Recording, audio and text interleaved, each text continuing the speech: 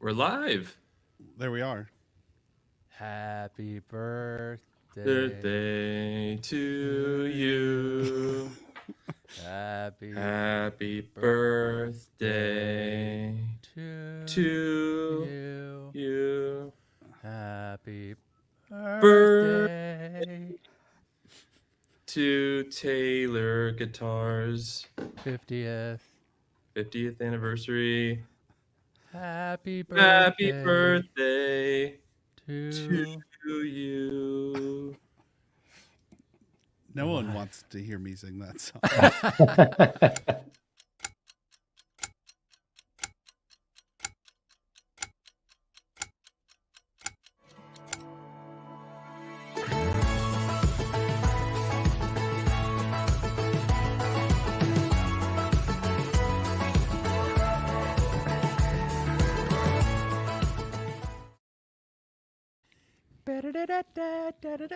I still don't hate that song.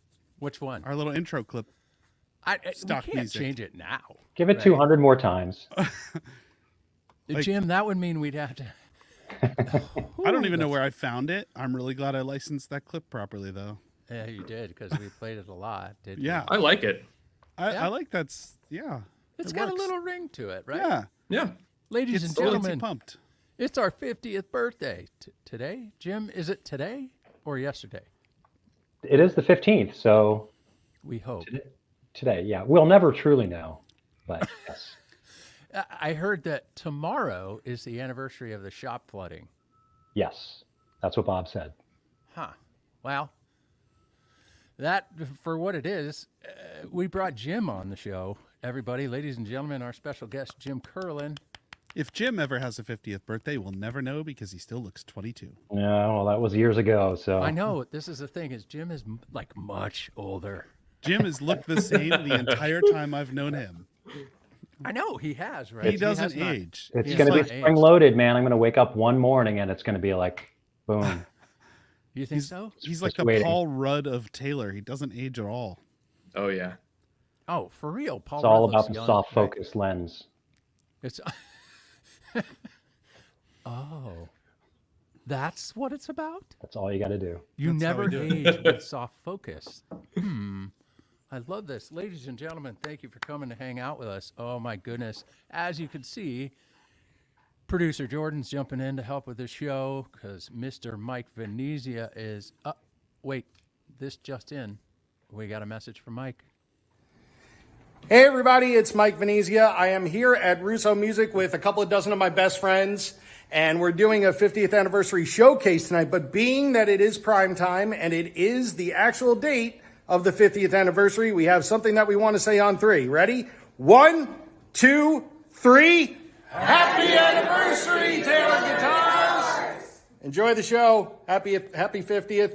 I'll see you guys the next time around. Oh, that was nice. Nice. Sweet.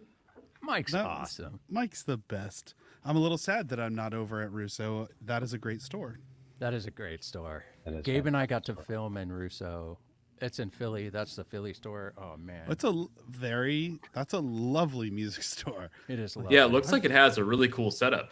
It's great. It's Yeah, super vibey. It's got like sick ripping electric guitars as you walk in. Mm-hmm. What did they have on show that time? Like all the wild color Kramers that they reissued.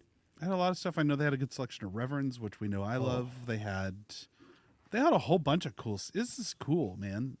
It is. If you have the opportunity, if you are in Philly, stop by Russo Music. It is a fantastic shop. That is Yeah. for sure. it's a cool shop. Hey, I have a shirt somewhere. I should have worn it today. hey, Jordan, Yes, sir. what's this show about? 50th anniversary. What's It is about? our 50th anniversary today. And we are talking all things 50th anniversary. All things? Touching a bit on our collection of 50th anniversary guitars and some cool, exciting new guitars that might have dropped today.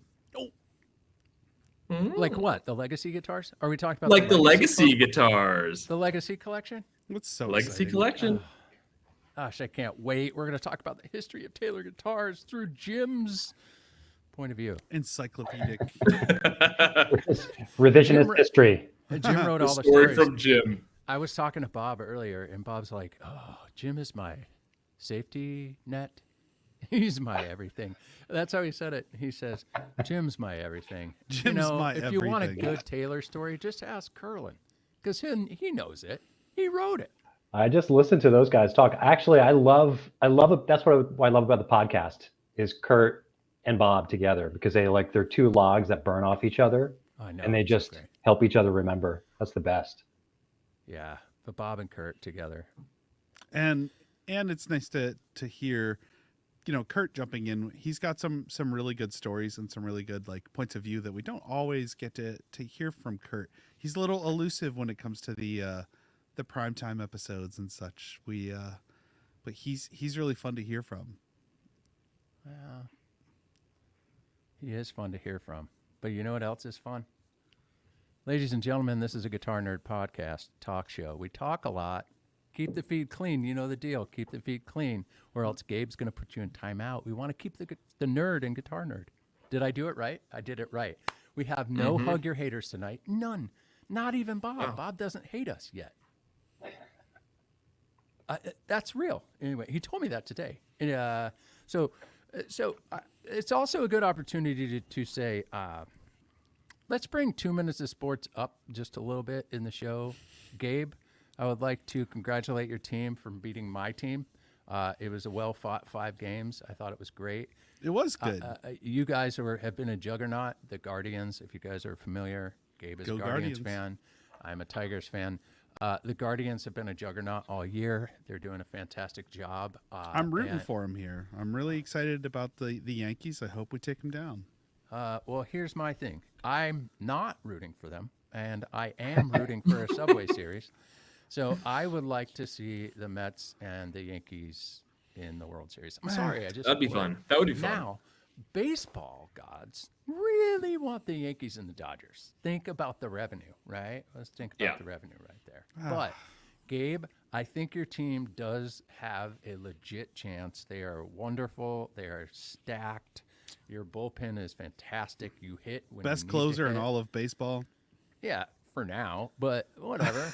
Take it while you have it. I was telling these guys before. I mean, everybody who watches the show knows we troll each other relentlessly, harass each other about baseball. But the very first person I heard from the second the game ended was Jay congratulating me, and I was like, "Jay's a sportsman. He's yeah. a sportsman. He's a classy fellow." Yeah, I can't. I mean, that was a well-fought series. I didn't think. it was I fun. hoped we had a chance, and I we thought we did were done. a heck of a job. And what do we have? 11 rookies on the team. So hey, Yeah, we're young. I thought we were done. We came from a game deficit and came back, and we had that incredible grand slam. And man, When you know what, you can't even hate a grand slam. Now, in the moment, of course, my mother and I were like, "Oh, cursing, yeah. that was terrible." They're so However, rare though, especially in a playoff game. You just Yeah, don't you see gotta that. you gotta appreciate a good grand slam. Yeah, every that's once fun. in a while. Anyway, Gabe, congrats. I hope your team does not move on. All right, we're gonna play a little game of this or that with Jim Curlin. Yes. Gabe, you can join in if you want, but you don't have to because you've gotten pretty much all of these questions. But if you need, I might throw in a guitar question that we can all Yeah, answer. Yeah. All right, Jim is a fan of the show. He's an avid watcher of the show. So I know he's been thinking about a lot of these this or that questions for a while. So let's just kick it off. Jim, Yes. Star Trek or Star Wars? I'll go Star Trek Okay. from my buddy Jordan there. Yeah, for your buddy Jordan. Thank you, Jim. Okay. Rosewood or mahogany?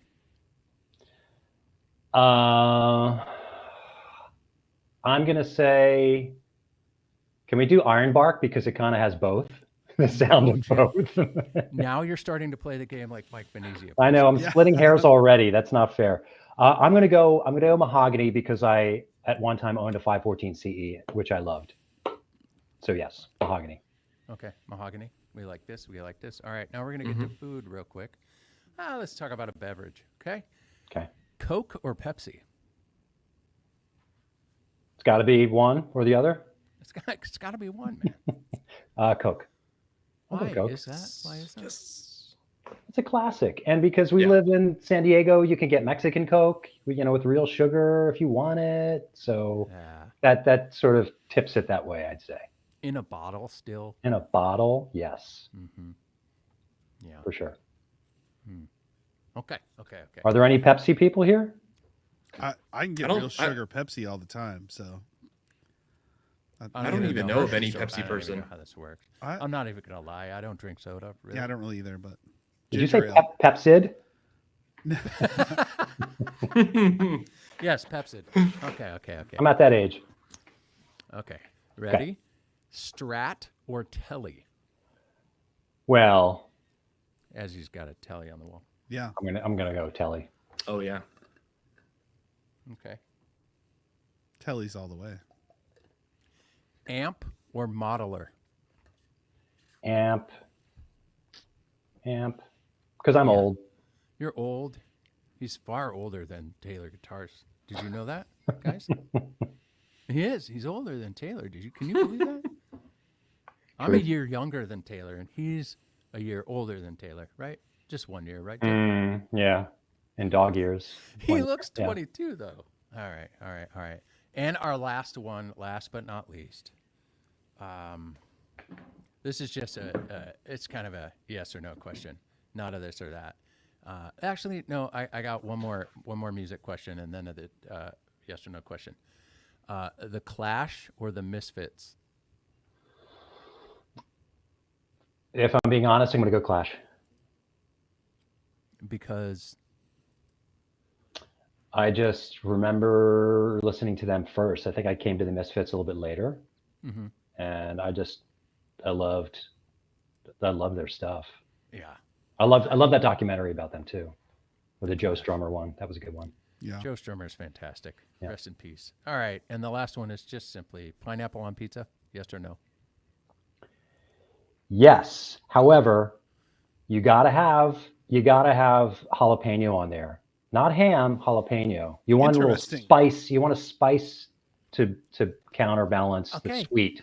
Interesting. I I'm going to try tried that. To Yeah. tell Mike this. I'm gonna try In that. fact, recently, last week or the week before, I was in Michigan with my mom. Hi, Mom. And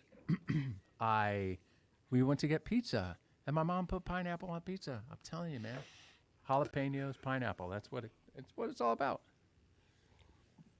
Hey, I'm going to try that. Gabe and Jim, would you want to hear Jay answer some this or that's? Because it's our I would. 50th down. anniversary Yeah. and 50th birthday, and I feel like he needs a round of his own. Yeah. I would Should we greatly do it? enjoy that. Yes. Okay. Are you Jay, going to ask? Jay- Yeah, go ahead. Jay Parkin, Yep. Star Trek or Star Wars? Daria's going to punch me in the face. I will too. But Star Wars. Okay. Any Look at- clarifier or? Like just disapproval, like judgment was so good by Jordan right there. Jordan was like, Oy. if I'm being honest, I just never got into Star Trek. I tried, It's fair. Okay. and Star Wars is where it was for me. There's a lot of timelines in Star Trek. I get it. Okay. But Jay. But I would take the opportunity in 2024 and 5 to start from the beginning and catch up with Star Trek. I'll do that for everybody in the room. That's cool. Okay. There you go. Okay. Dasani or Aquafina?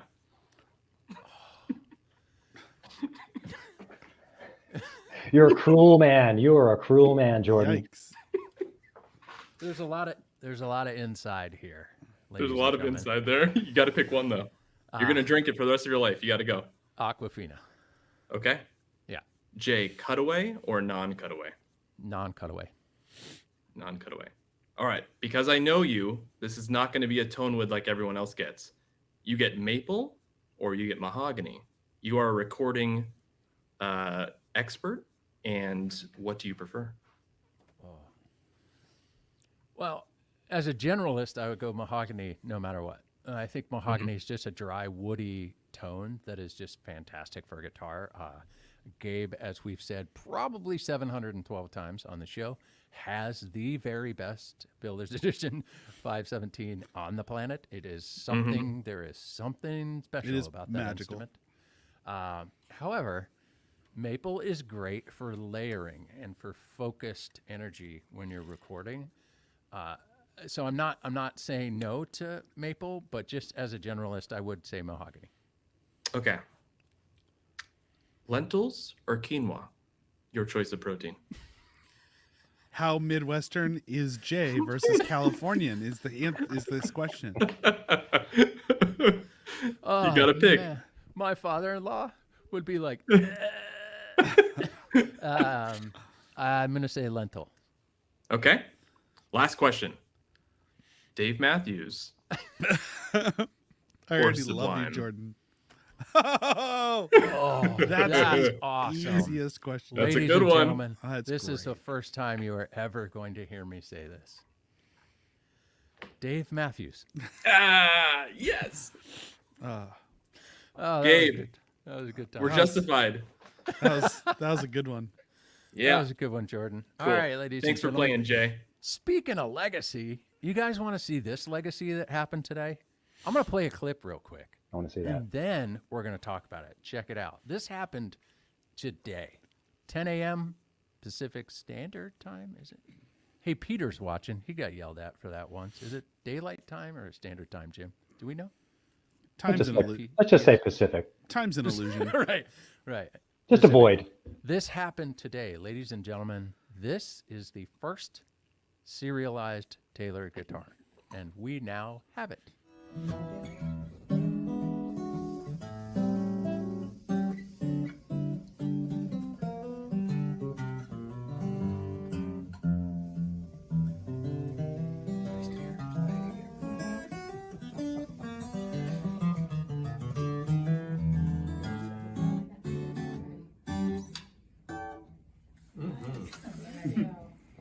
Cool guitar.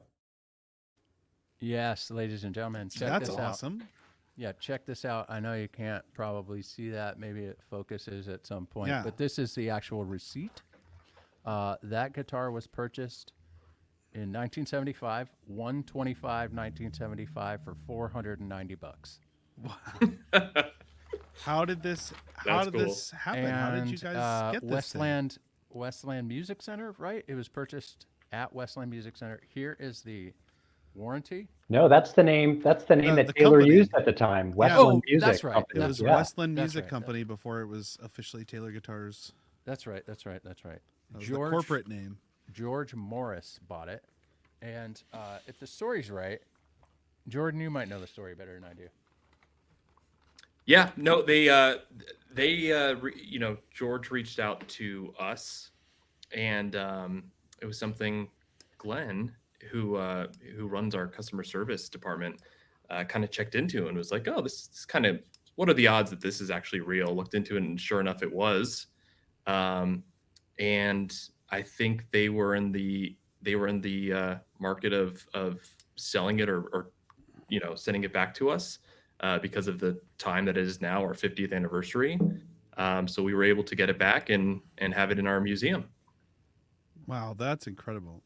Look how good a shape that's And it's, in, too. yeah, it's super, yeah. That's clean. I think what's super cool about it, there are a bunch of things that are cool about it, but Bob and Andy were looking at it and they were just kind of looking at the fretboard, and they're like, they could tell the kind of playing that had been done on it. It was like, oh, he played in G a lot, so you can really, Right. a guitar told a story just by looking at it. It's where it was awesome.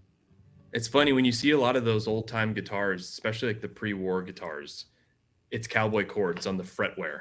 It's the G, C, D. It's those first position cowboy chords that are the most wear. But that's the best thing about like a 50-year-old guitar, seeing that it's been played all these years.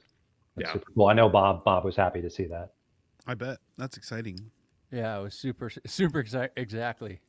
And I will say just the story, George sadly passed away shortly, a little while ago, and his family came down. His brother came down with his wife. They were lovely, and they made a point of wanting to come there to Taylor today on Taylor's 50th anniversary. Oh, that's So it was really sweet of them, and they were just the most wonderful people. So That's cool. It was an honor to meet them, and I got to show them around a little bit, and they were wonderful. So, Jim, did they play as well? Did they play it too, or was it just George and then it was kind of sitting there after? George played. I don't know if I think his brother plays a little bit, but I think Glenn was telling me, because Glenn, in service, he's had a kind of a correspondence with the family over the last, few months, etc. And there are some photos and some other stuff of George playing that guitar with a couple of other friends who have also very early Taylors as well. Wow. And George knew he had one of the very first, and so he was really proud of that. And so,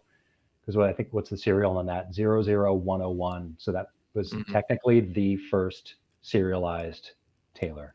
And Bob remembered it, and it was cool to see him kind of it jogging his memory, looking at the peghead inlay because he cut out the inlay with a jeweler's saw and did it by hand. And he noticed that you could see that the fretboard and the bridge were both Brazilian rosewood. And it just was, it was cool.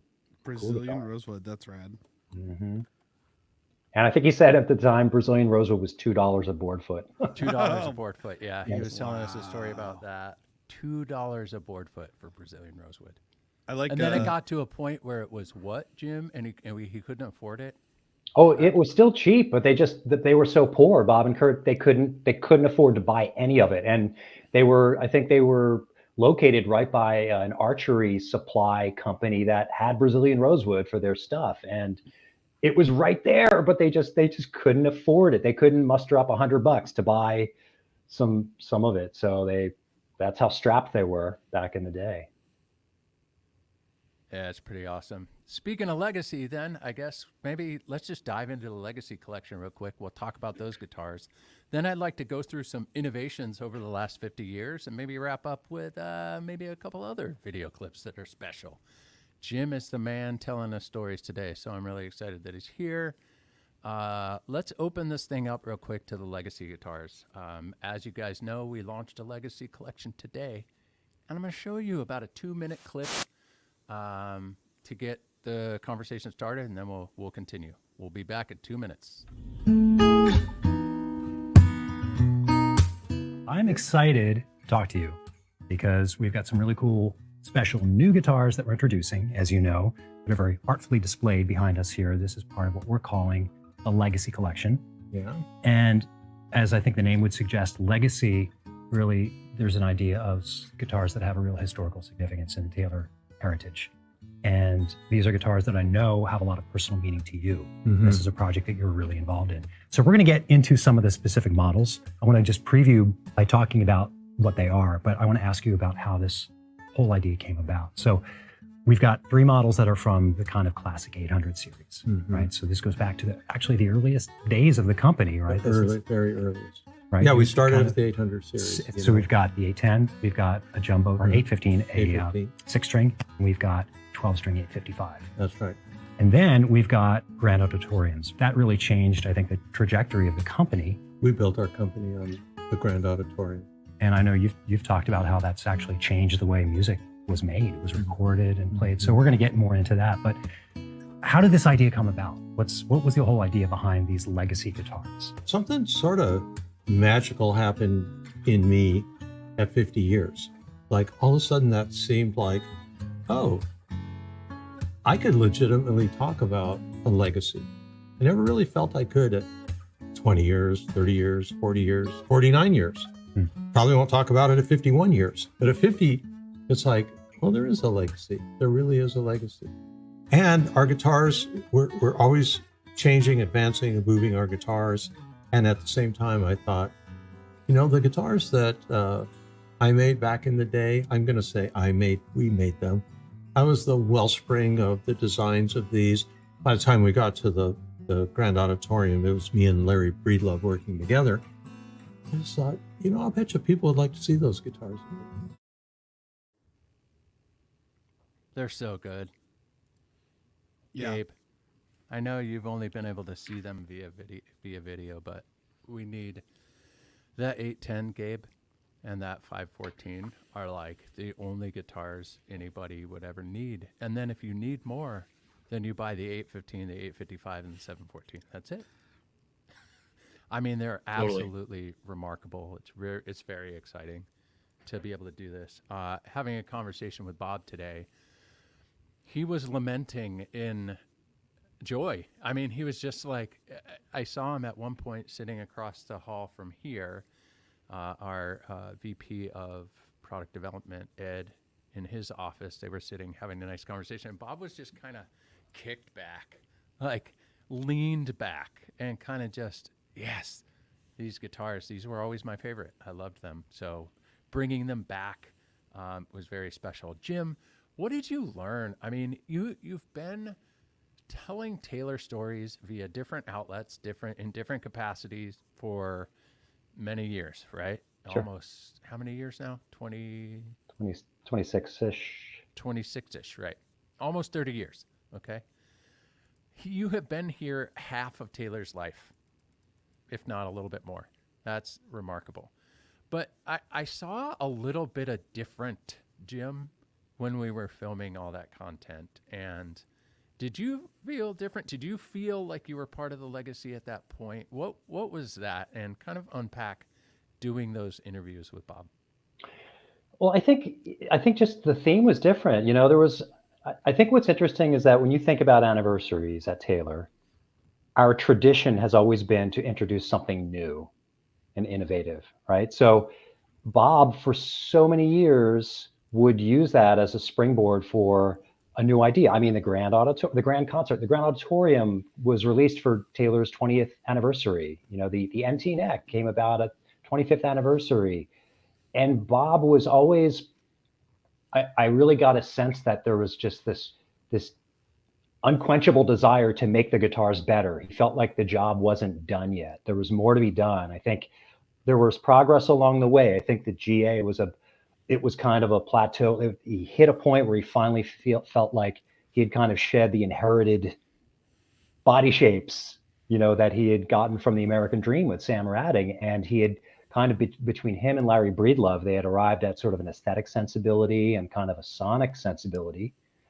And, you know, I think this is Bob was giving himself an opportunity to reflect back after so many years of not really doing that, of pushing forward. And it was really nice to see that. And I could see that there was an element of pride. Like even when he got up and was looking at the guitars that were displayed there, it wasn't just a shot that we were trying to get. He seemed moved by them, you know, and it was just, I think, a joy for him to see these brought back, because he knows that there are so many Taylor folks out there that have enjoyed those guitars over the years too. And he's like, you know, but there are others who haven't had an opportunity to do that. And so this is that chance for them to experience some of those guitars.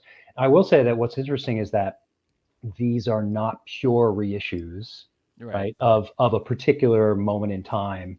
But Bob took a lot of the aesthetic elements and preserved those, but where appropriate, he did update it a little bit. You know, it's got our Taylor neck, our NT neck on there because performance-wise, he felt that it deserved that. But it's nice to see Bob in that kind of reflective zone. It felt real, you know. Yeah, I think it's so cool that I love the point you made, Jim, about the fact that Taylor has always used anniversaries as a launching point for something new, and to see the reverse happen. This is a launching point to kind of reissue, you know, these original models and look back. Really feels kind of weighty to me. It does, and I should also say though that at the same time, Bob will be very quick to point out that Andy's still cooking. We've got some really cool stuff. So that lane is still occupied, right? So there's always new stuff in development. So it's not an either or proposition. So that's kind of what's cool about it, is that we get, in a way, the best of both worlds. And Bob's super stoked. He's happy. That's so core to Taylor. You know, the always moving forward, always progressing, always trying to do things better. They're always, you know, I spend a lot of time in the guitar nerd community, and there are always people who kind of, anytime anything changes, there's always a certain amount of, you know, like thrashing about and why is this, why this, why that, and it's like, because this is core to who Bob Taylor is. It's core to the company. It's always changed. It's like that's how he got started in guitars, basically, by doing things his own way, and he's always updated things and innovated. That's just core to Taylor. So I think that also kind of speaks to the fact that these aren't exact reissues. They're kind of curated composites, Yeah. which are really, really nice. Yeah. Yeah, I mean, I think the one debate you'll start to see is these all have LR Bags element pickups in them, but owed to a time when there wasn't an ES2, an ES1. Yeah. Right. There No. wasn't those pickups in those instruments. So Bob has already, I've already seen chatter and some forums and stuff like that. It's fun for us to watch, right? Because they're guitars. They're awesome, no matter what. One of the clips I didn't show about, we filmed that first serialized guitar today, and one of the things that Bob said is like, look at how not great the top looks, right? Like everything is so meant to be so pristine these days, right? And he's like, I just had wood and I just made a guitar, and guitars are great. So the Legacy guitars are absolutely phenomenal. It's a perfect segue into, you guys should check them out. They're rolling out to stores. I know our good friends Cooper and Chris did a really great demo video on them, so you can go over there and hear them. We have some more video coming with Andy Powers playing all these instruments. So they're just beautiful. And the first 100 of each model is hand signed by Bob and Kurt. The label inside the guitar. Right. Yep. That's super exciting. You mentioned first 100, and I'm going to ask this because people in the community are going to ask it if they're not already. Are these super limited? Are they running for a very limited time? I think we're going to see what the response is. I mean, I think we're open to, to continuing that. If this becomes something that people really appreciate and enjoy, I don't think we want to put a cap on that. And I mean, I think there's even, this is another platform for us to potentially maybe introduce other Legacy guitars over time. That's interesting. So, I mean, I would be curious to see what Taylor folks, like, if you could pick what would be your Legacy guitar, like what would you love Taylor to make from something from back in the day? Mine's already in there, but the only other thing I've seen in the community is people asking about the Cindy Inlay 914s. I saw a Cindy Inlay in the factory today. It must have been, I don't know if it was a custom build or something. Probably. It's probably so still nice. That's one of the coolest. I'm not a giant inlay nerd or anything, but that's the coolest guitar inlay ever. But you are a giant nerd. I am a giant nerd. Yeah. So that would be something to nerd out about. Yeah. Those Cindy inlays are amazing. And as I said, my guitar of choice is already in this, the 514C, which I have my 2005 one sitting back here. Okay. Classic model. Okay, let's keep moving. We got a show. Let's talk about innovations. Man, I think we kind of want to guide this down I see what you did here. Jordan. See, you like that? Ever since Jordan took over, like, creating the show, it's so much better. So everybody take a moment. Hey, thank you. God. We're going to talk about innovations, Jim. Innovations. You've been here for a lot of innovations. Slim playable necks, the NT neck, early ad campaigns, tapping into aspirational nature of owning a Taylor guitar, pioneering the use of CNC mills in manufacturing. Let's talk about the neck, Jim. Let's talk about the neck. Tell us stories. I mean, I love Bob's honesty when he tells stories, because people now in hindsight will laud the playability of a Taylor and just how easy they are and how buttery they are.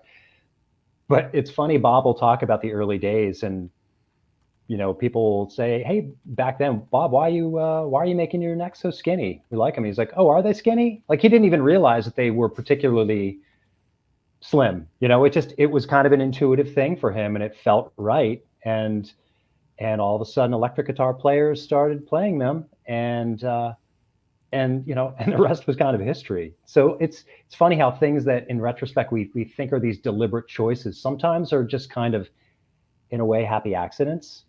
And again, it goes back to the fact that Bob didn't know any better. He didn't know what the rules were, so it kind of gave him a blank slate to work from. So he didn't feel beholden to tradition or to copying something the way it had been. And if anything, he copied an electric guitar neck.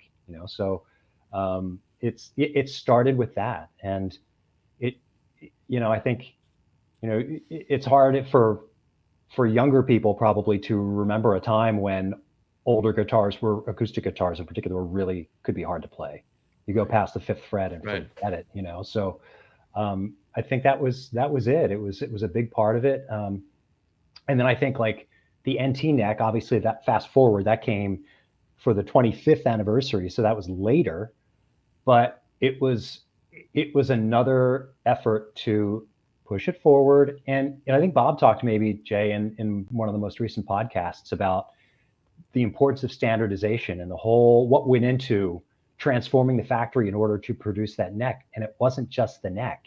It was changing the way that the bodies were made, because things were a little bit imperfect before that, right? So you had a body that was kind of close in terms of its geometry, but you still had to kind of find a neck that was really compatible with it. And so there was a little bit of irregularity there. And I think he saw ahead the importance of having to standardize that, and that, and then also at the same time trying to solve the problem of wood and challenges in getting good wood, and changing the way that the neck blanks were cut in order to make it easier to work with what Mother Nature was providing. I was having a conversation with Bob earlier, and he said, "Hey, in the episode 5 of American Dreamers podcast, did I talk too much?" And I'm like, "No, Bob. That's kind of the point. This was the episode where we started diving into the NT neck, and this is the episode that Jim's talking about. It's absolutely fascinating to hear Bob and Kurt talk. Let's go to Kurt. So Kurt's been running this business. Kurt is the business guy. If you guys are new to Taylor, if you've never seen this talk show, Kurt does the business. Kurt was the business side of the Taylor brain, and Bob was the manufacturing and the product side of the Taylor brain. Bob loves factories. He calls this place his shop. He never leaves his shop. He's here all the time. And he's phenomenal. Kurt, on the other hand, also phenomenal. Kurt is, Jim, I'd love to dive into, let's go to this advertising, like I mentioned. Like, where did this come from? Why did, the idea of early ad campaigns not really having a guitar in them, where did that come from? Well, I think that you looked at every brand and they were kind of doing the same thing. And it was either, some well-known artist or a scantily clad woman, or, the traditional tropes of advertising with a guitar. And I think, or you couldn't just claim, make the same claims about, the virtues of the instrument. I think Kurt realized that Taylor didn't have a brand identity yet. They needed to establish something. And, he's a smart guy. He pays attention. At the time, he looked at what inspired him, because sometimes you just look at the things that you like to buy. And I know that one of the early inspirations was Harley Davidson, and they had an ad campaign that was super aspirational. And, and I think he kind of took a page from that. And he was also, he also hooked up with some smart advertising people too. But he was frugal. And I think some of the early ad campaigns were very, they used like stock art, they didn't they did it on the cheap, but it was the idea, and they didn't even have guitars in them. Right. But it was about the aspirational nature of dreaming about this thing. And I forget what the actual copy was like for the Harley ad, but it was like when you ever look up up at the sky and you see like a constellation and, you see these beautiful stars, but it makes you think about a particular model Harley, so. Yeah. And I think for a small company, that's part of the art, the craft of advertising, is trying to establish who you are. And Kurt, I think, has always been a really thoughtful person, and I think did a great job with establishing that. I'm sorry, ladies and gentlemen. I saw Peter. this comment. Peter. Okay. So Peter's a former employee of Taylor. He left to go on a different direction, on a different journey, and we love him dearly. So the fact that he came back to watch the show and troll us just a little bit makes me very, very happy. Peter, thank God I love baseball. Ah, you're the best. Anyway, hope I might see Peter later. That'll be great. Yes. Oh, nice. There, Gabe. you know, Gabe's I love like, something. talk about guitars, guys. No, I can talk about baseball forever too. There was something that Jim touched on a little while ago that I think is something that is kind of super interesting, and that I think maybe we kind of breeze by sometimes, which is, you know, the fact that when Bob started building guitars, he wasn't aware of, you know, things like Martin. You know, the idea of not being aware of Martin guitars in today's world is ridiculous. If you've heard of guitars, you've probably heard of Martin guitar at this point. But you have to think about when this was. And we are so used to, in this day and age, we're so used to this thing. I have a camera and a microphone, and I'm streaming over the internet, and all of the information in the history of the world is available to me right now. Like, Correct. we're so used to this. But back then, you know, the guitars you knew about were the ones that, you know, your neighbor across the street had, or maybe a you know, friend from school or a parent or something like that. And that was basically, you know, what you saw maybe in a Sears catalog. You know, maybe when you got old enough, you got to go down to the local music store. That's it. You know, you weren't going online staring at guitars all day, or even for, you know, for people like me that came up in the 90s and 2000s, you know, where you got catalogs and stuff like that in the mail from, you know, you've got your giant musician's friend or whatever in the mail. Those things didn't happen back then. So, like, he had nothing to go on other than going. It wasn't like he could Google something and glean the blueprints for, you know, right. He was swinging around in the dark. And so, you know, the idea that he happened upon building a really slim neck guitar, you know, that was kind of accidental, you know, I think it's so easy to be a little bit, I don't know of a better word, so I'm going to use cynical, but like the idea that like, oh yeah, whatever. Like, no, it's a total accident. And that's wild. That's so wild. You know, like he talks about, you know, like the bracing and stuff in the legacy video. You know, he made scallop bracing the way he thought scallop bracing would be, and had no idea he was like creating a whole sound that was like the Taylor sound. He just, oh, okay. You know, like he just did what he thought it would look like or what it would be. You know, like that's so incredible. You know, what an interesting time for just like raw creativity to go through. You know, you couldn't look up guitar braces or anything, and he didn't have guitars all over the place to stick a mirror inside and look at them. It didn't exist. Yeah. He'd never seen one. Right. And it's not like he had the extra cash hanging around to buy a guitar and cut it in half. Right. Right. Like the who are the guys, the YouTube channel that I love so much? The Driftwood. Driftwood. Those Yeah, guys are we're gonna rad. actually. Oops, I pulled my headphones out. There goes that. We're going to have Chris from Driftwood on. Bob is a big fan of their YouTube channel. I'm a big fan of their YouTube channel. I think those guys are fantastic. I was They're trying so to good. fly him in. I was trying to have him on this show tonight, but he was unavailable because he's a gigging musician, which is fantastic. So he couldn't make it. But yeah, we're going to have Chris Alvarado from Driftwood on at some point. It's going to be fantastic. He's great. All right, let's move on. CNC, Jim. CNC, pioneering the use of CNC mills. How did that all get started at Taylor? Well, I mean, you know, Bob tells a story, and you bring up CNC and you mention him being the first acoustic guy, but the first thing he will tell you is Tom Anderson. Tom Anderson was doing it first, right? Because I think as Bob tells the story, Tom was down at the tailor shop at the time, and it was like late '80s, probably '89 or something, and Bob was showing Tom some stuff, and Tom was talking about his CNC mills, and Bob was like, "The tour is over.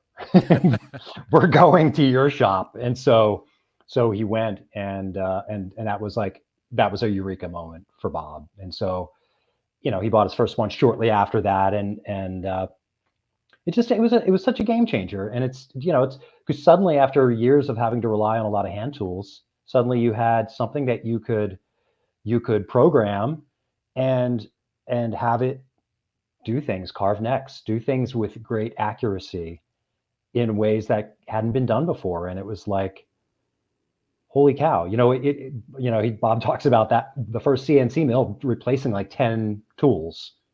So it was just like, it was so versatile, and that put him on a path to obviously doing so much more. And it's so interesting that when you think about Taylor, the 90s, there was such an interesting convergence of things that happened at the beginning of the 90s, right? There was Bob bought his first mill like right at the end of '89, beginning of '90s, and by the way, also had to figure out how to program it. It's not like he bought it and said, could delegate to somebody to go program it.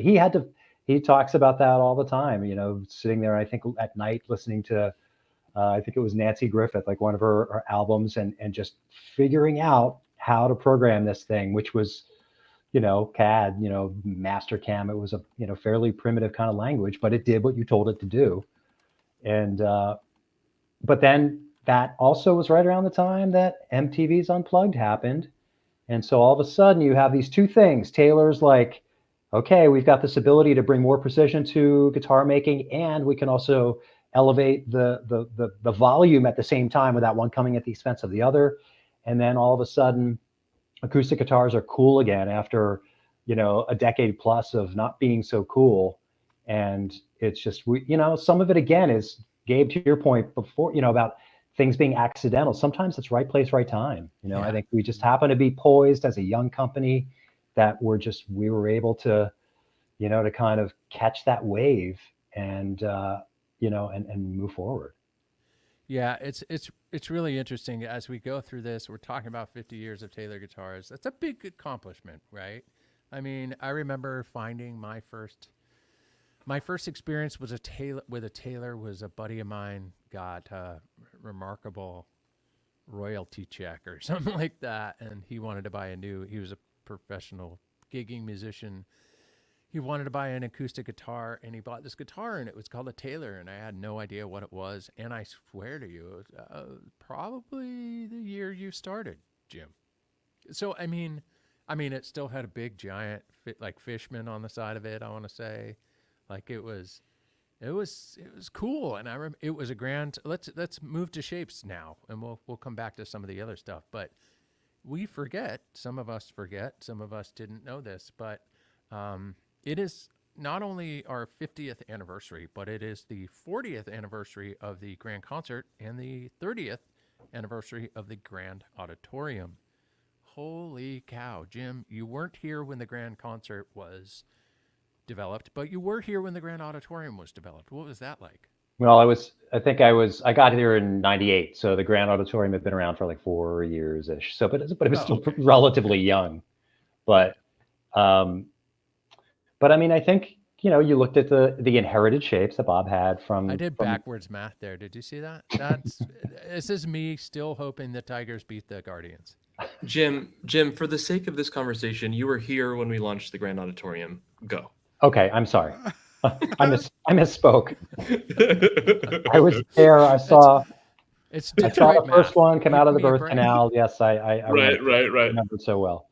47-9. It's okay. But go. Keep but going. Jim, so being 4 years here, or it being 4 years old, you here. Was it love at first sight from the public, where this was just rocking and rolling and people love that shape, or was it because we still at Taylor here are always seems like battling a little bit with traditionalists, right? Whether it be tone woods, whether it be new shapes, new bracing.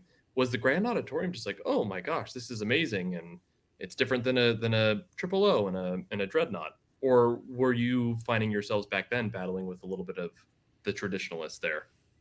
Great No, I question. think I'd say it is a good question. I think if you put it in like on the timeline of things and you think about the grand concert, right, which had preceded that, it was at a time when I think you had a jumbo, you had a dreadnought, you had these big body guitars, and again, think about what was happening in music. There was kind of this rebirth of fingerstyle playing and really interesting stuff, like adventurous stuff where people were doing these interesting, taking Beatles songs or other songs and arranging them for fingerstyle. And that was, I think that helped lead to the grand concert. We always mention Chris Proctor, who was an early Taylor clinician, and he really had a lot of ideas and wanted a fingerstyle guitar with a wider neck and something that could allow him to do the kind of stuff that those guys were doing. And I think to Kurt's credit too, he's the sales guy out on the road too, and so he's going up to LA, he's going out, and dealers are telling him what they were interested in, what customers were interested in, and they listened. And we were a young enough company and willing enough, I think, to try new things and expand. And so that kind of led to the grand concert. And then along the way, then there was, I think, a desire. There was input coming from folks. Like there were people that think about recording guitars, Jay, right? Like Right. you're in a recording environment, and sometimes a dreadnought's not going to cut it, or you're gonna have to do a lot. You're gonna have to roll a lot of stuff off the bass or whatever to get a good sound. And I think the Grand Auditorium was kind of a response where it gave you some of the good stuff that a dreadnought gave you, but it had a little bit more clarity, a little bit more balance across the tonal spectrum. And it became a tool that really got the job done in a recording environment, right? So you get that into the hands of some session players, some engineers and stuff, and voila, that's the ticket right there. Sometimes it's the utility of it. I think Kurt tells a story about Bob had been kind of tinkering on the GA, a prototype, for a while, but he just couldn't get it across, or was too busy to get across the finish line. And I think the country artist Kathy Mattea had come out to visit the factory, and it was like her birthday. And I think Kurt used the occasion to kind of goad Bob into building one for Kathy to kind of get it done, man, finish it. And I think that kind of really got it going. She's a really important artist too. Yeah, she's a really important. Maybe artist, doesn't get talked about enough these days, but she's a big artist. She has deep ties to the Bluebird Cafe. Yep. Pretty important endorser in a lot of ways. And the counterpoint to that on the GC side was Nancy Griffith was a big fan of the grand concert, right? And so I think she had gotten one early on. And I remember, I think this was before my time, but we did an interview with her for Wood and Steel, and she talked about getting a grand concert. Had a Florentine cutaway, and she started playing it in Nashville, and people started asking her about this guitar. Mm-hmm. And she was kind of an early influencer without even trying to be, but she's in those circles. And then that, again, it's another great recording tool. So I know the early grand concerts were very big in Nashville recording studios. Mm-hmm. Oh man, I don't know if anybody got the chance. I know some of you. Recognize some faces in this feed, watching the live stream, the 50th anniversary live stream we did with Guitar Center, and Lisa Loeb was on talking about her grand concert, and it was she played it. Of course, she played "Stay," which is hit. Talk about a hit. And those early grand concerts were just absolutely phenomenal. All right, it's time. I got it. Let's talk about artists, then let's go to another new guitar, and then let's go back to some of the other innovations that we've had or milestones that we've had, and we'll wrap the show. All right, Neil Young. Jim, what was that like, meeting Neil Young and building a guitar for him? Not that old.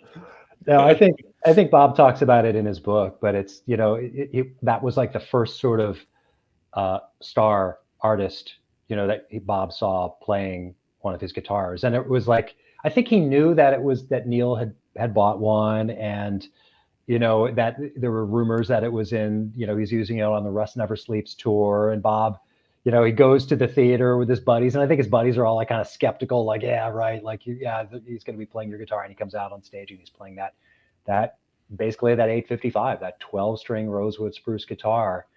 And it was just, when you're young, those moments of validation just mean so much to you, and when you're on the brink, I think as a young builder of like, you're not gonna throw in the towel because there's too much shame in that. What are you gonna do if you can't say you gave up? So Bob and Kurt both had that mentality of just persevering, but you're just looking for a win, right? You're looking for something to keep you going. And I can't imagine what that must have felt like to Bob, to sit in a movie theater and see Neil come out on a big screen playing one of his guitars. That must have been just a really pure moment of joy for him. Yeah.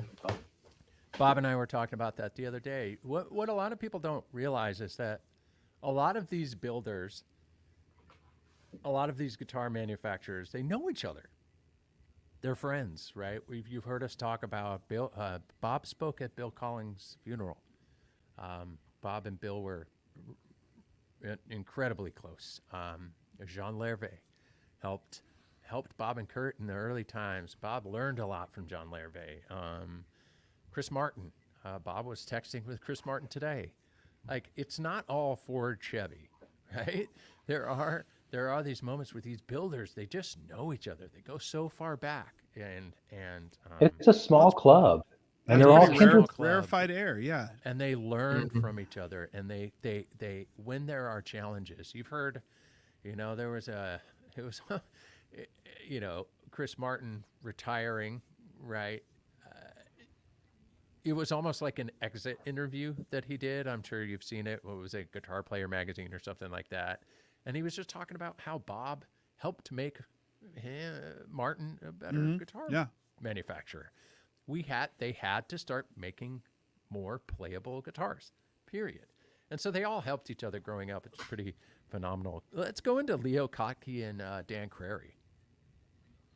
Yeah, I mean, the story about Leo, I think, was that for years I think he had stopped playing 12-string because he had a lot of hand issues, and he just couldn't do it. And I think he was in a music store, and I think he came upon a 555, a mahogany 12-string guitar, and he started playing it, and it was all of a sudden it was like, the playability was there. And again, remember, not only were acoustic guitars notoriously difficult to play, but 12 strings in particular were like brutal, right? You'd often people felt like you had to tune them down to, just to make them playable. And Leo all of a sudden was able to rekindle his love of playing 12-string guitar, and that brought him back to it. And Leo's a super interesting guy, and I think he ended up calling Bob, and they became buddies. They just became, the two of them could talk about guitars all day, all night. And Leo is a diehard mahogany guy. He's mahogany all the time, so that was really cool. And so there was the Leo Kottke 12-string, which, was a signature guitar. And then we ended up making a companion 6-string as well. But he was such a legend, such a virtuoso. And to know that, like, there was some sort of virtue in Bob's guitars that attracted him back to the guitar for 12 strings was great. All right. We talked about Nancy Griffith. I did pass it. We talked about Dan Crary a little. No? Yeah, no, maybe? Nope. Do you know the specs? I asked the question, guys. For the Dan Crary? Yeah. I don't know all of them, but I know that, I think, Dan was such a amazing bluegrass player. And I think he was looking for something that didn't exist. So he wanted something that had it was strong on the treble side and strong but clear on the bass side. It wasn't too boomy, because he's a lead player. He's playing all kinds of really cool runs.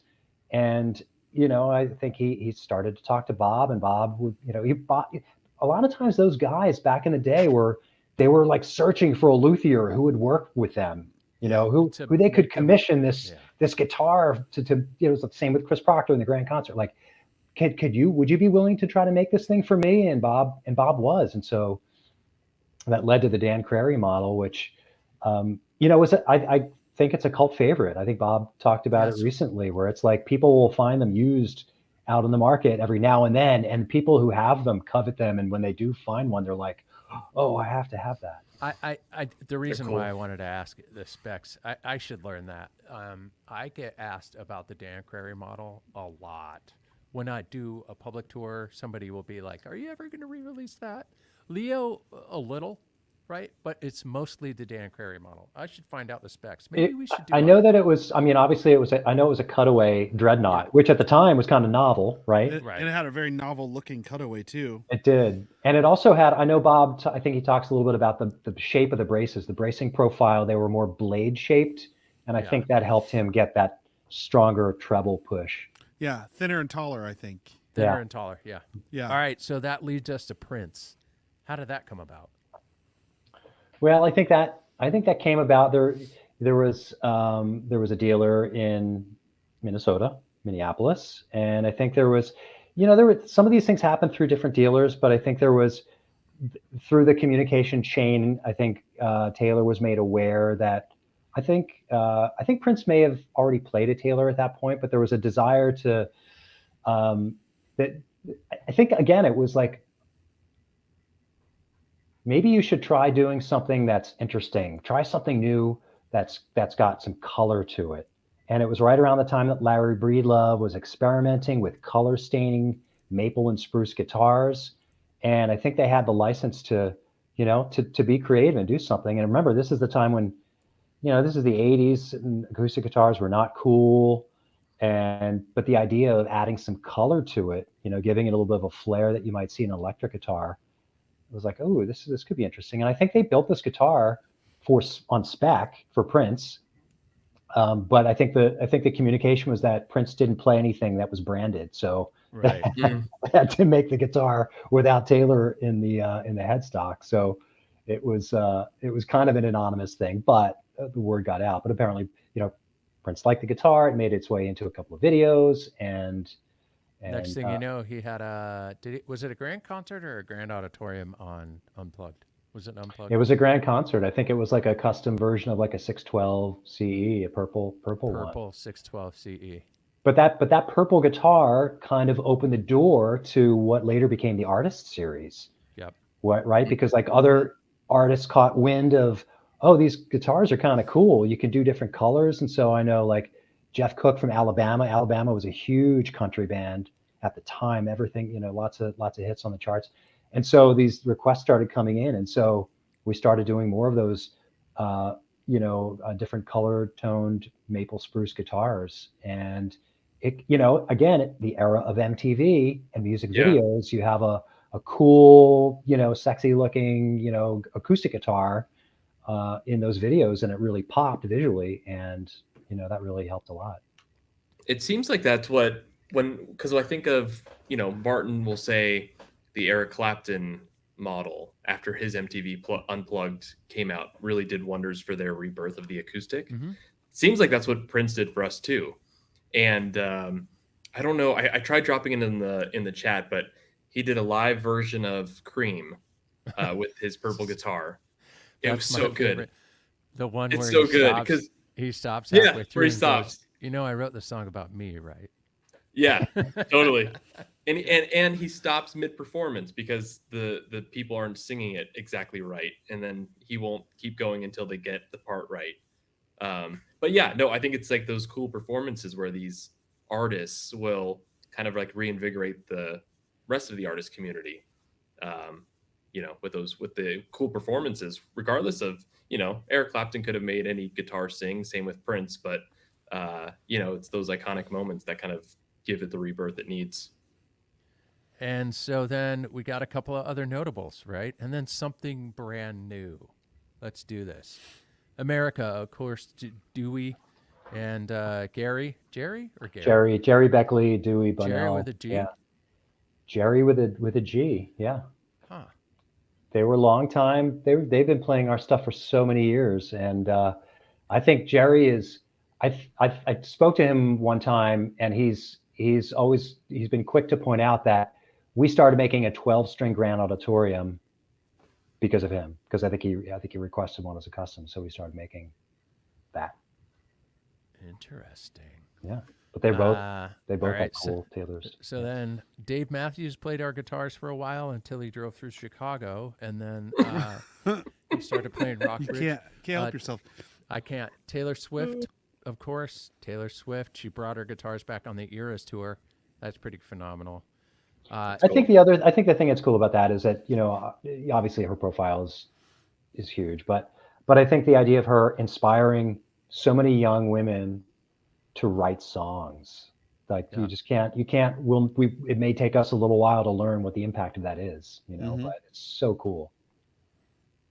I've got two young daughters who are huge fans and have made me into a huge fan, and we got to the record store and buy records together real quick. Dave Matthews was a big early influence on my on-ramp to Taylor. Personally, I discovered Taylor as a guitar tech, actually, but one walked into the store and needed a neck reset, and I started looking at it and going, what in the world?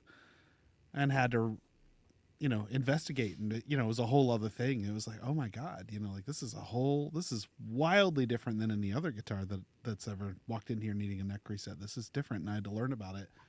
But then Dave Matthews picked up. He started off on a 714 he got from Dusty Strings, I think in Seattle, and moved to the 914 with the Cindy inlays. And yeah, I think he also had a 12 string, a W65. I have Google alerts set up for one of those coming. There's a photo, I'll find it somewhere, of me playing a GS body, like basically the GS version of that from a NAMM show, and I so badly wanted to take it home. I was like, oh man, that's awesome. You know what Dave wrote on his Taylor? Satellite. Sorry, I had to. I had to. Ladies and gentlemen, I don't know if you saw this, but last Friday we did launch a brand new signature series, signature model guitar, the Jacob Collier signature model, 5-string and 6-string. But we did launch the Jacob Collier 5-string guitar, which is such an interesting and fascinating instrument. So much so that we've got a video clip. It's about 2.5 minutes. We'll see you after it's over. Be right back. What's up, everybody? My name is Jacob Collier, and I'm here with the 5-string Jacob Collier signature model Taylor guitar. Very exciting.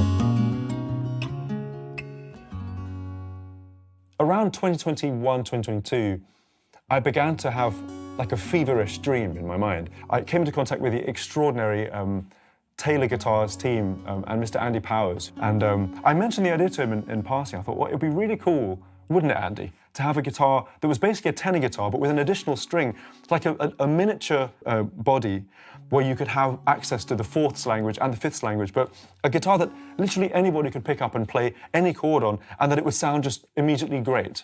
It's like, oh, it's great. I feel good about myself and the guitar and music and life in general. And so, anyway, Andy, to my absolute delight, agreed to build me a 5-string guitar model. And this is actually the first one he ever built me. You see me by surprise, yeah. Throw me the ball. Throw me the ball, treasure of your lips again.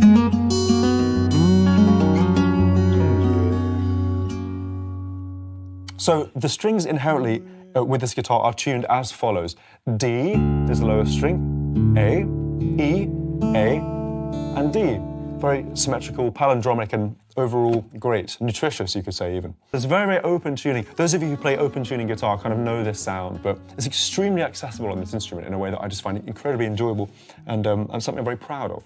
I'll never forget the feeling of taking it out of the case and playing the strings. And I've been playing it in my imagination for so many months by that point. I knew, I'd figured out shapes, I'd figured out language on it, but I hadn't ever played a physical one because it never had existed before, at least to my knowledge. So, yeah, taking this guitar out of the box and applying some of these shapes that had only existed in my mind was a real thrill, a real thrill. And I'm so excited that now these guitars exist for you and for the world, because I'm a genuine believer that anybody who is excited by the sound of a guitar, but maybe doesn't know a way into the guitar, or even people who are very seasoned 6-string guitar players, but just kind of want to change a scene, there's something really delicious about this tuning. Stars, never thought you'd fade away. Thought I'd see you in the light of day. Thought you'd tell me who I am. So awesome. He's pretty singular, and what a very interesting songwriter and player. Those guitars, I think, are rad. I'm kind of jonesing on the 6-string version for my little collection. The 5-string's amazing. It is. The 5-string's cool. Yeah. The I 5-string. gotta try that 5-string. The 5-string is interestingly exactly how I would play guitar. So, with one finger. Yeah, I mean, really, no, Like really, a bass player. No, totally. really, Yeah. one finger, right? Like, and my good friend Jim Ward and I always talk about, back before I started playing metal and my guitars started getting higher and higher and higher up under my neck so that I could make all those shapes.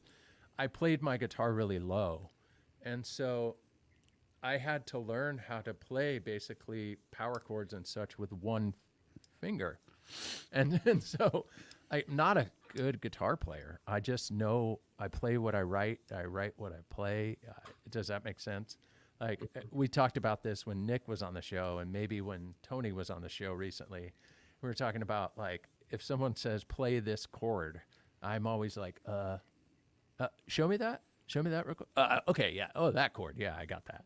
So then Jacob, has this, he births this idea and talks to Andy, and Andy, of all people, says, well, yeah, that would be neat. And he makes it. And it's remarkable. It's such a cool addition. And quite frankly, did they sell out? No, but they definitely took off and sold quite a bit of Just in the first few guitars. days. Yeah. Just in the first few days, it was. But we're it was limited. We're limited through the year, right? Yeah. Oh yeah, definitely. Okay. They're limited. So, but they're selling through big time. So. Yeah, and the 5-string. It's not really the 6-string. The Yeah. 5-string is selling because it's different. It gives you a different arrow in your quiver.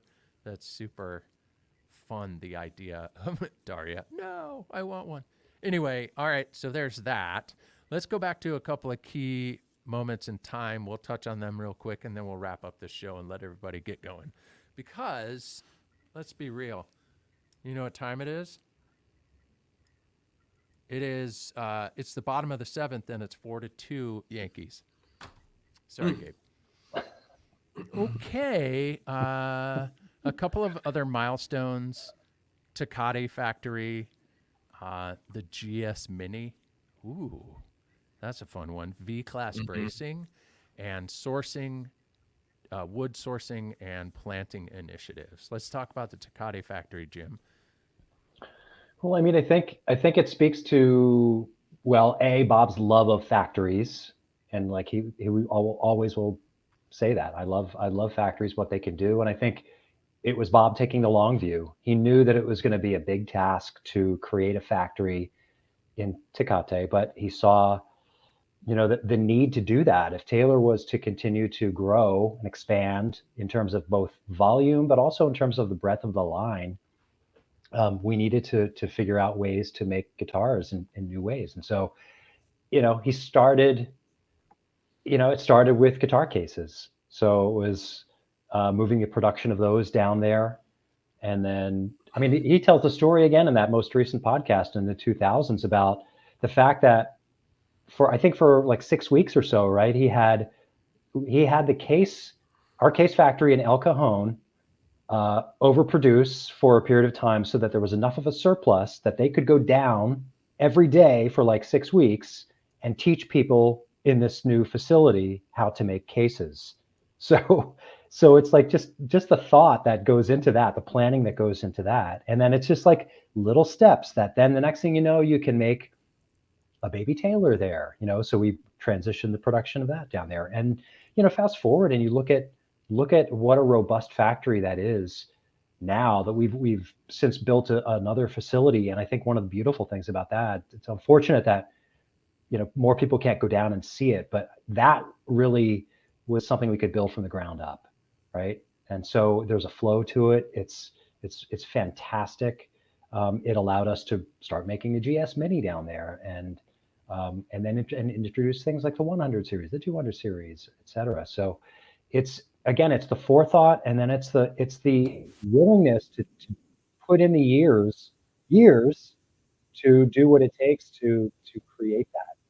And we were fortunate because we're San Diego based, so close to the border.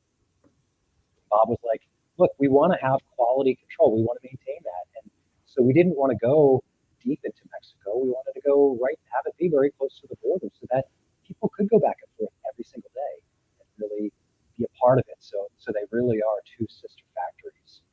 So it's just been, the way that's paid off has been incredible. Yeah, it kind of reminds me when you're talking about that, even the NT neck, but everything, like especially episode 5, it's really easy, especially with companies coming from, like us, like from such humble beginnings. It's easy to look for innovations to solve efficiency problem and just kind of ignore quality. And it seems like every single time they wouldn't accept that. They had to have their cake and eat it, or have their cake and eat it too. They had to have things more efficient, and the quality needed to go up, but they couldn't have one or the other. And if one couldn't be solved, then they're not gonna prioritize efficiency over quality ever, which is really cool. I love that.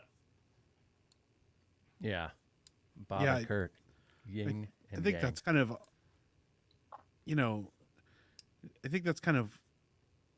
It feels a bit like the quality leads the efficiency at times, I think. Yeah. Like Bob's looking for a way to make things better, not just to, like making things more efficiently is a way to make things better, as opposed to just like, I think anytime you introduce something new, there's always people like, oh, they're just trying to do it on the, save money or whatever. And it's like, no, that's really never, ever the goal. It's to, make more use of wood, or, to stretch guitars further, or find better ways to do things, to not, when you're talking about like there's so many wild innovations, but just like the spray machines and figuring out how to not create so much waste with spraying finish on guitars. That's not like just saving money on finish or whatever. It's not spraying so much finish into the atmosphere. That's a really good thing. That's not wasting product for, finished product for no reason. There's a lot of things like that Taylor has done over the years. There's so many innovations that are driven by kind of that insatiable need of we want to build better guitars and, build guitars better. Yeah, no, totally. What you said. I like that. No, but it is true. If you ask Andy and Bob today, ask them today. If you were all right here and they were outside, you would say, Andy, what's the best guitar you've ever built? And he will always say, the one I'm going to build tomorrow. Right? It's always this never-ending journey of building something that we don't have yet. And at one point, Bob helped to innovate a GS Mini. And now we've sold over 500,000. We've built over 500,000. I'm sure they've sold through, but that is phenomenal. Jim, you were here when we launched the GS Mini. Talk about that real quick. Well, it was, the whole development process was interesting because Bob realized that the baby Taylor, people were asking for something a little bit more, and he wanted to create something more. And, I think, he talks about, I think him and Larry Breedlove Frankensteining some different iterations of these super babies, right? That just they tried to do whatever they could within the framework of that design to make it better. And they just realized at a certain point that now we got to make this thing bigger. It's got to be a little bit bigger. And I think, right around that time, we had introduced the GS, the Grand Symphony, right? So there was a body shape that I think both Bob and Larry felt would scale down nicely into a smaller, more compact body, and then that that kind of led to this guitar that just found the sweet spot. It really is that Goldilocks guitar and I think it's the accessibility of it. I think it's not a precious guitar at all. Right. It feels like you could just pick that up and play it. You can put it on a stand in your office or wherever, and you could take it with you camping. And I think that's the thing. It's one of those pitfalls that as a company that makes some beautiful high-end instruments, I think people love them, and yet at the same time, people want something that's just accessible, that they can reach for. They don't have to worry about. Fun. You could paint a baseball logo on it. I can't believe you would ever do that. It's such a great on-ramp. Pirates. As a platform, it's such a great on-ramp for learning guitar too. Oh, it's perfect. Yeah. And yeah, like Jim said, it's not a guitar you have to be precious with. No. I've flown around the world with mine. It's all banged up and it looks old and awesome. Your GS Mini has like perfect amount of patina. It's so like dark. It's great. It's so dark. I asked you if it was been cracked and repaired, and yeah, it looks like mahogany because the spruce is so dark. It's always fun walking through an airport and seeing how long it takes to spot someone with a GS Mini gig bag on their shoulder. And let's talk about the genius of making our gig bags that beige tan color. Like, come on. Some nerd, I've been that nerdy guitar player going, it should be black. And then I was in an airport after I started working here. And I went, oh, genius. You can spot them from a mile away. It's so fantastic. The GS Mini is so fun and friendly. Heck, we had a whole episode about it a couple of months ago. And you can dress it up and dress it down. I mean, look at it. We started with one model, right? And look what it's become. There are just some wonderful, sort of nicer versions if you want to do that. And then it, of course, led to the bass, the GS Mini bass, which is another marvelous secret weapon. Yep. All right, so we got two things left, and then we're going to wrap this show up. Sourcing, planting initiatives. Over 40,000 trees planted in ebony trees planted in Cameroon. That's a remarkable number. And around 30,000 koa trees on the big island of Hawaii. Jim, you've been at the forefront telling these stories. Walk us through that. Well, I think, Bob's talked about it. He and Taylor came about at a time when he's kind of at that threshold between the way things used to be and the way things are going to need to be in the future, right? And I think it's another example of Bob taking the long view, right? Because whether it's, investing in what it takes, it's the old, in 10 years, we'll be glad we did, except in this case, in some ways, it's like in 100 years, we'll be glad we did, or in 50 years, we'll be glad we did. But it's taking the long view, and it's being responsible. I mean, there's the planting stuff, but it started earlier with the empty neck. It's being less wasteful. It's getting more out of what you have. But then, thinking that, guess what? The wood is a natural resource. And so we can plant it. But guess what? You also sometimes have to do the research, the ecology research, to figure out the right way to do it, because anybody can plant a bunch of trees, but if you don't do it the right way, they're going to die, So that's one of the things that's impressed me is the investment that Bob and Taylor have made in whether it's with ebony, realizing, we don't really know much about ebony. So let's hire some really smart people, the Congo Basin Institute, to study its ecology, figure out how to grow it the right way. And then the same thing with koa, and knowing that in the case of koa, it's really interesting because if you use the right seeds, you find the right specimens and you plant the right ones. I mean, some of it was like making sure you find stuff that's going to be disease resistant too, right? Because you have to try to future proof some of the against some of the threats to its habitat. Correct. But it's a fast growing tree, and if you care for it in the right way, in 30, 40 years, you can have, as we plan to have, a sort of a supply in perpetuity. So it's that kind of stuff. And then there's the urban wood stuff that you guys have talked about before, and it's sometimes it's looking at what's right in front of you. It's looking around us and looking at our communities and knowing that there's, along highways and, and throughout the cities and suburbs, there are these trees that are planted and cared for and serve a purpose. And Bob just took the time to ask the question, well, what happens after they have to be removed? And there really wasn't a use for them. And so we started to look into it. And, turns out in California, there are a lot of different species. And a few of them, it turns out, are really suitable for guitars. And so that's kind of still in its infancy, I think, in a lot of respects. But that's another avenue for us to kind of take the stress off of some of the more traditional woods that are sourced in other parts of the world.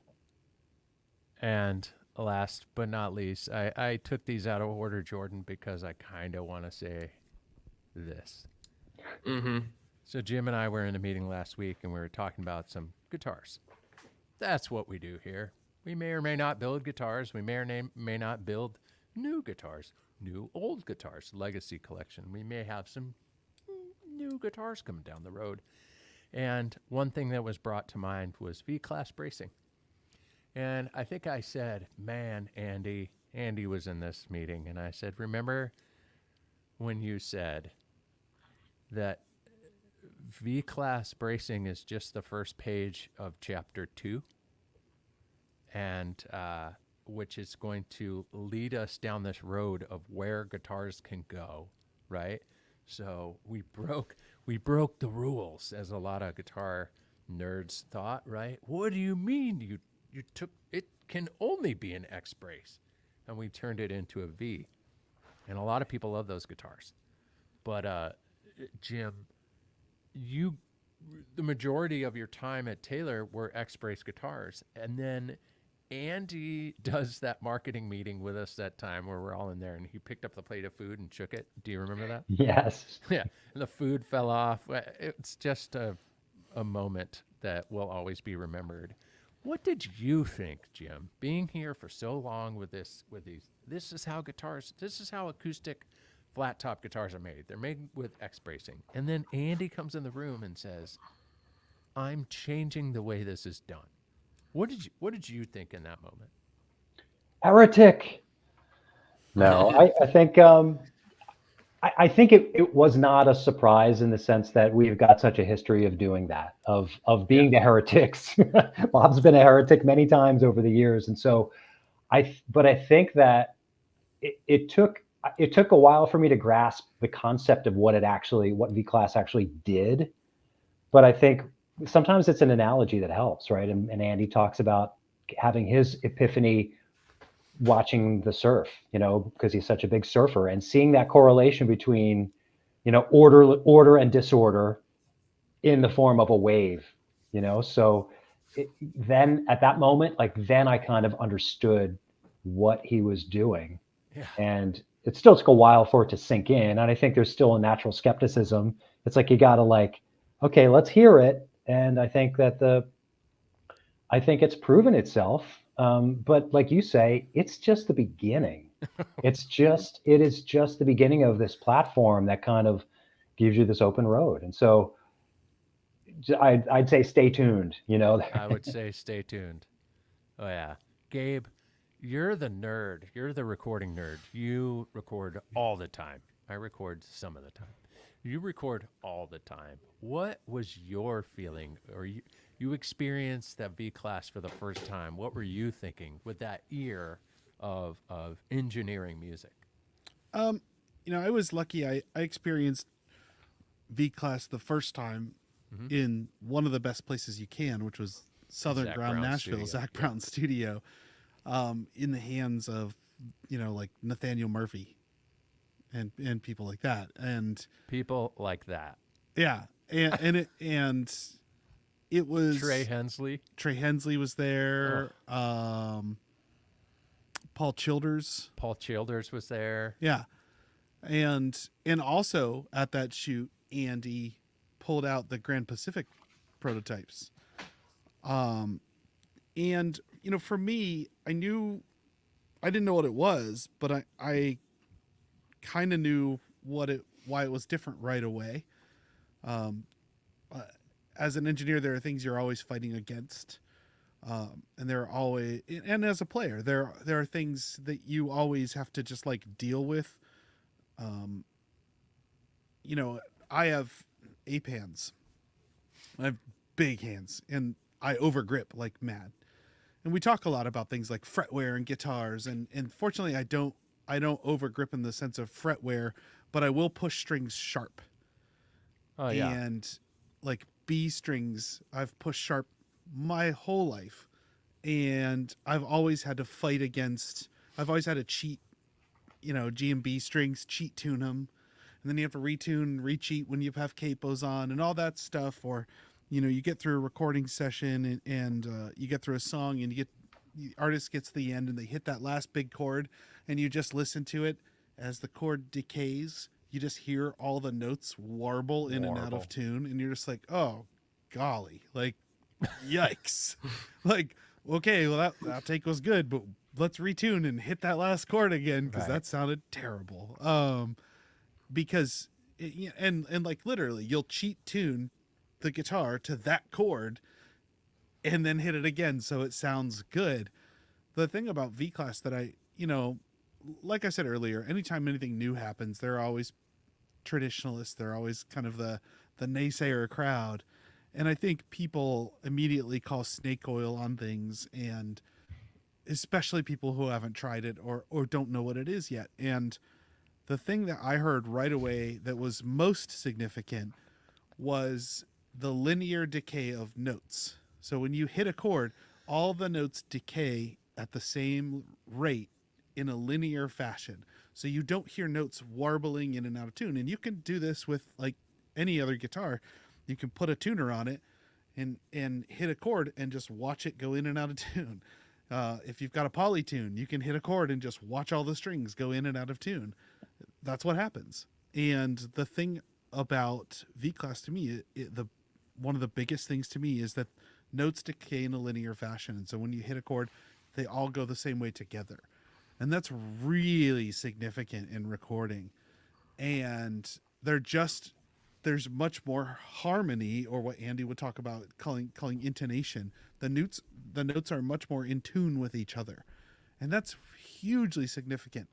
There's other things that it's allowed Andy to do, and voice things differently, that have made really significant differences for me. I talked a bit about Koa top guitars have never been my favorite. Beautiful, but I've never really enjoyed the sound until the 724 came out, and I went, oh, that's a whole other thing, because the voicing of it, which V-Class allowed him to do, the voicing of it made it just so warm. And I was just like, wow, where's this been?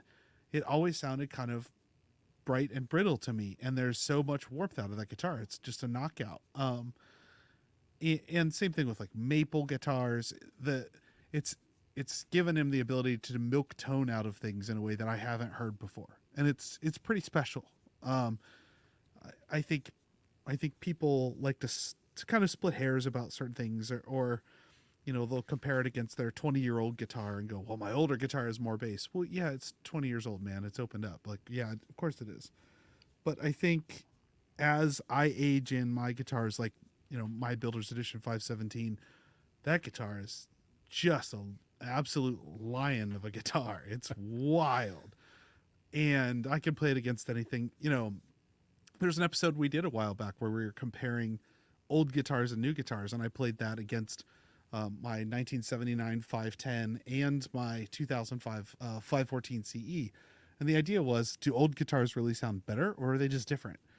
And they're not better, they're just different. It's just different voices, and to me that was really apparent when I did those clips. It was just like, oh, none of these sound better.